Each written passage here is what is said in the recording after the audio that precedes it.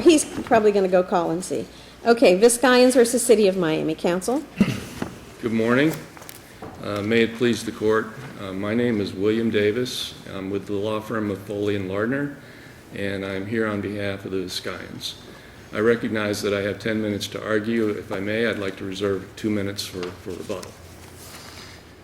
This is an appeal of an attorney's fee award that was granted pursuant to statute 768.79.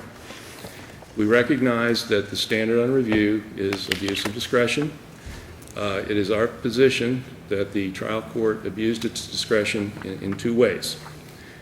And first was the trial court holding that a nominal offer was made in good faith to settle the case without any reasonable basis for the offer in connection with the amount in issue.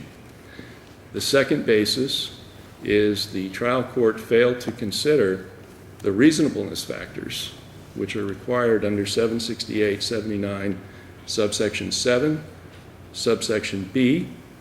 That statute indicates that the court shall consider, after a determination of good faith, those factors and the reasonableness.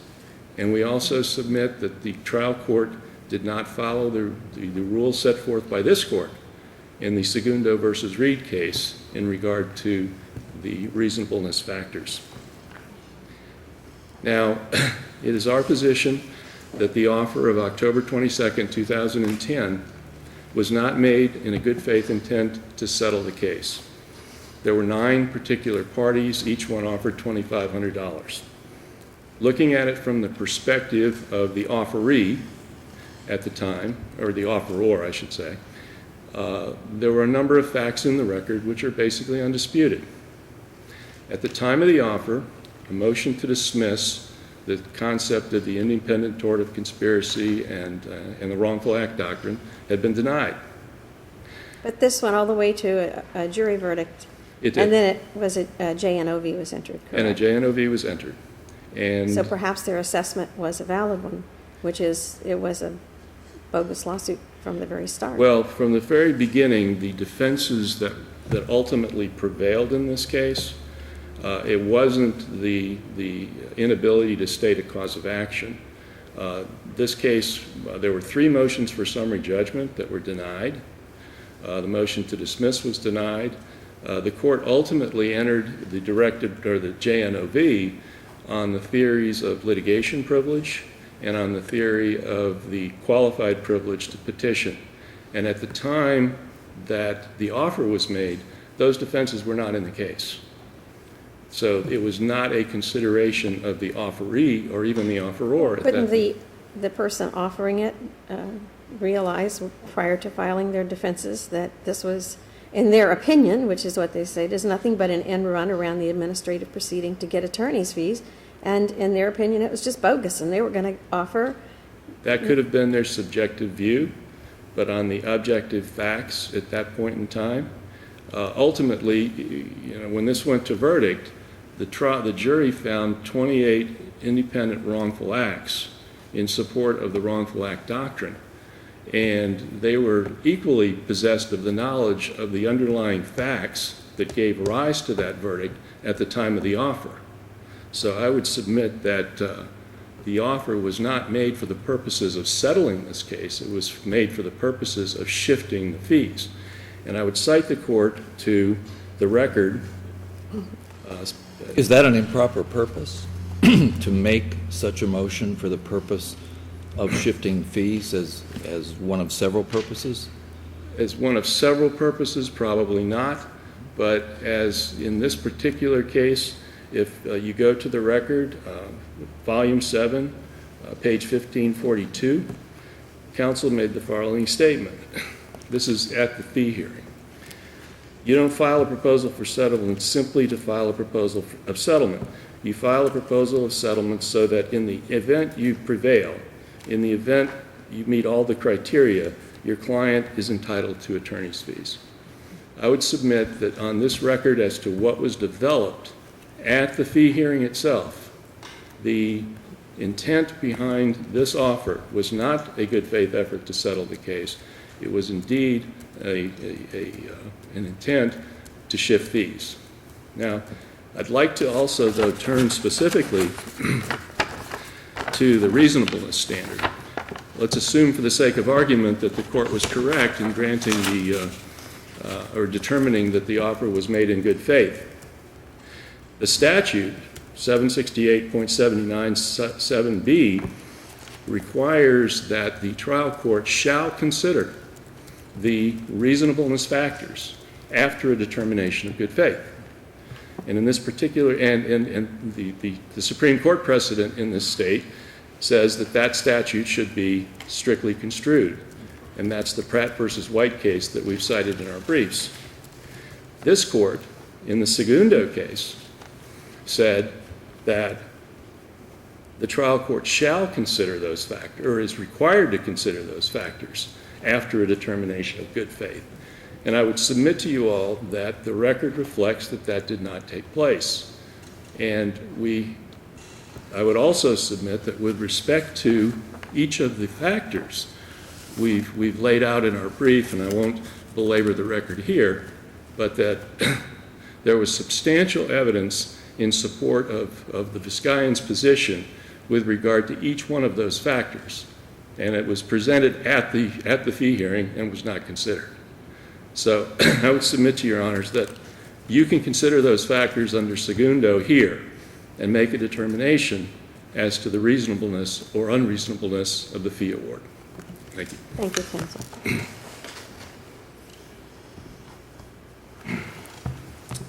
Good morning. May it please the court, John Shubin and Bass, on behalf of the non-city appellees, joined with Sal Fasulo, Dina False, Kate Maxwell on the brief. We believe that three cases control this court's resolution of this matter.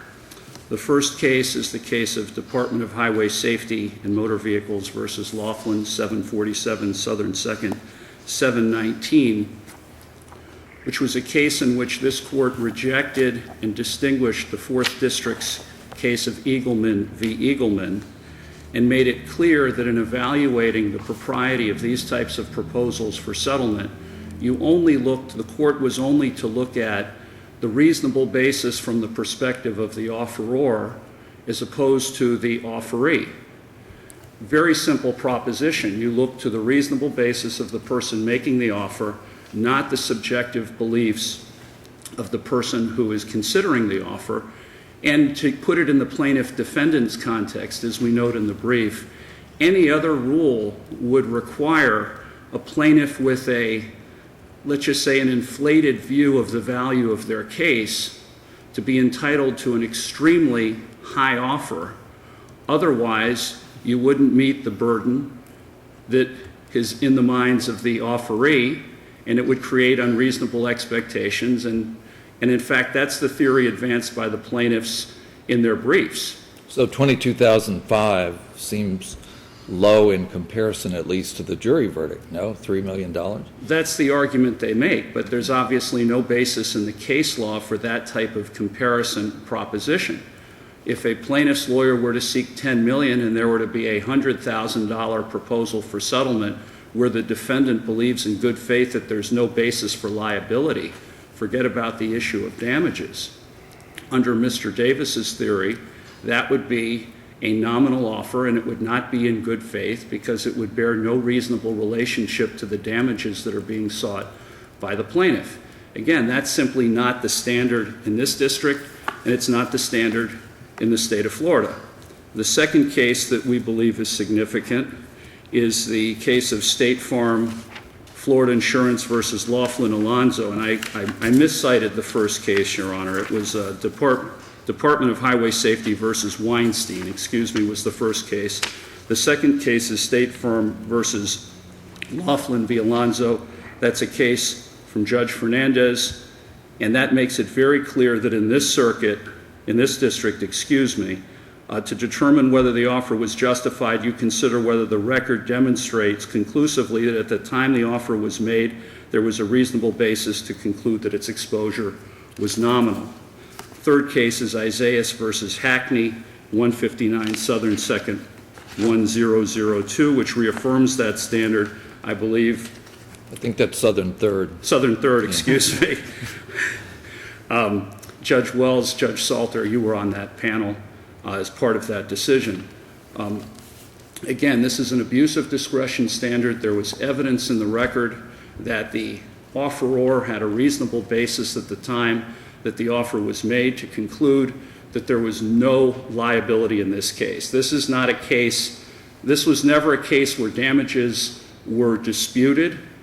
It was a case where liability was disputed, where the defendant continually took the position that there was no basis to circumvent the American rule, that there was no basis for the cause of action that was established, that there were privileges, whether you call them Norr-Pennington, whether you call them First Amendment privileges, whether you call them litigation privileges, and that there was no case law to support the unique and novel cause of action that was advanced by the plaintiffs in this case. Unless the court has any further questions, we will rest on our briefs. Thank you, counsel. Counsel, you have your full 3 minutes, or you have 3 minutes. If I may make one other point, I'm sorry, with your indulgence. On the second point, we do not believe that Segundo v. Reed or any case in the state of Florida requires that the specific 768-79 factors be articulated in the order. Thank you. Counsel. I would like to point out that there are a number of after-the-fact things that occurred in this case after the fact of the offer. There were 3 motions for summary judgment directed towards the propriety of the pleadings, which were denied. There was obviously the finding of the jury verdict, the $3.1 million verdict, and the 28 wrongful acts. And the court itself, in granting the JNOV, said it was a very close question. And obviously, he felt it was a close question. Lastly, the reasonableness factors were apparently not considered in the Segundo case either. As in this particular case, the order is completely silent with respect. It didn't even say we've considered it, and they're not applicable, or they're, for whatever reason, they're not going to be applied. The statute does say that the court shall consider those factors after a determination of good faith, and the court here in Segundo said it is required to consider those. So from that, on that perspective, Your Honors, we would submit that this should be reversed. Thank you. Thank you both.